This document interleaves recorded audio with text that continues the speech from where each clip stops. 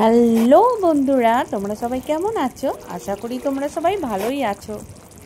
আর বলো না, যেদিন ডিমের কারি হয় সেদিন কিন্তু আমার মাথাটা পুরো গরম হয়ে যায়। কেননা ডিম সবাই ভালোবাসলেও আমি কিন্তু ডিম একেবারেই ভালোবাসি না। মানে ডিমের কোনো আইটেমই আমি খাই না, কিন্তু আমাকে বানাতে হয়। আর সেটাও আবার বাধ্য হয়ে, যে বাড়ির সকলের মুখে হাসি ফোটাতে আমাকে এটা করতেই হয়। কারণ ডিমটা আমার একেবারেই ভালো লাগে না। আর ডিম আমি বানাই মানে খাই না বলে আমাদের বাড়িতে ডিমটা কিন্তু খুবই কম হয়। আর তার মাঝে ডিম হলেও বাকিরা সবাই যে যার মতো ডিম পোচ, অমলেট, বয়েল যে যার মতো নিজে নিজে বানিয়ে নিয়ে খেয়ে নেয়।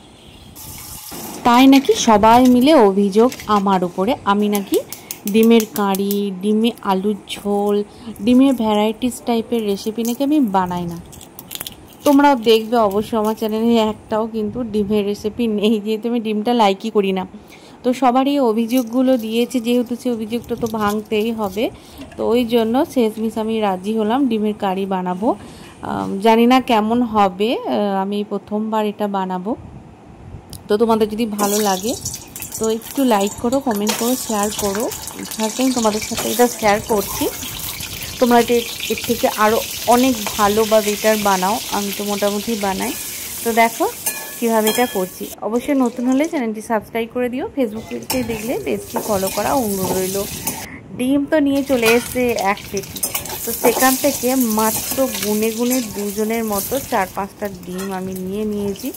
বেশি ডিম নিইনি, কারণ যত তাড়াতাড়ি এটা শেষ হয়ে যাবে তত তাড়াতাড়ি ভালো। ডিমগুলো খুব ভালো মতো সেদ্ধ হয়ে গেছে। সেদ্ধ হওয়ার পরে কিন্তু লাল লাল করে ডিমগুলো ফ্রাই করে নিয়েছি। এবারে ওই তেলের মধ্যেই তেজপাতা, লবঙ্গ, এলাচ, দারচিনি সব ফোড়নে দিয়ে এর সঙ্গে আমি অ্যাড করে দেবো গোটা জিরে। গোটা জিরেটা দিলে ভালো লাগে, তো টেস্টটাও কিন্তু ভালো। তো এই যে আমি পেস্ট একটা বানিয়েছিলাম, তোমরা দেখে নিয়েছো অলরেডি আমি কি কি পেস্ট এর মধ্যে মানে কি কি দিয়েছিলাম ইনগ্রিডিয়েন্টস। তো সেই পেস্টটা এর মধ্যে দিয়ে দিলাম। আমি কিন্তু ঝোলটা খাবো, মানে ডিমগুলো দেওয়ার আগে আমি একটু নিজের জন্য ঝোল একটু তুলে রাখবো ডিমটা দেওয়ার আগে। ডিমটা দেওয়ার পরে ঝোলটা তো আমি খাবোই না।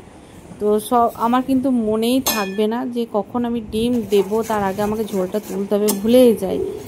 তো তোমরা কিন্তু মনে করিয়ে দিও আমাকে কখন ঝোলটা তুলতে হবে।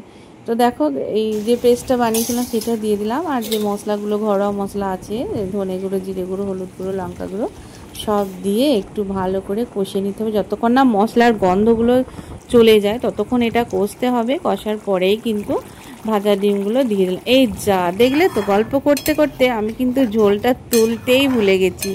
মানে এবারেও কিন্তু এই ডিমের মানে কারির যে ঝোল সেটা আমিও খেতে পারবো না। তো যাই হোক, বাকিরা তো খাবে, ওদের জন্য তো একটু ভালো করে বানাতে হবে। তো ঝোলটা একেবারে গাঢ় করে নিচ্ছে। এই দেখো, তো একেবারে রেডি হয়ে গেছে ডিমের কারি। দেখো কত সুন্দর লুক দিয়েছে। এটাকে একটা প্লেটের মধ্যে পরিবেশন করে নেব। আমি তো বেশিরভাগই তোমরা দেখবে রেসিপি আমি ট্রাই করি, বাট এইটা কিন্তু আমি ট্রাই করব না। তো আজ আসি বন্ধুরা।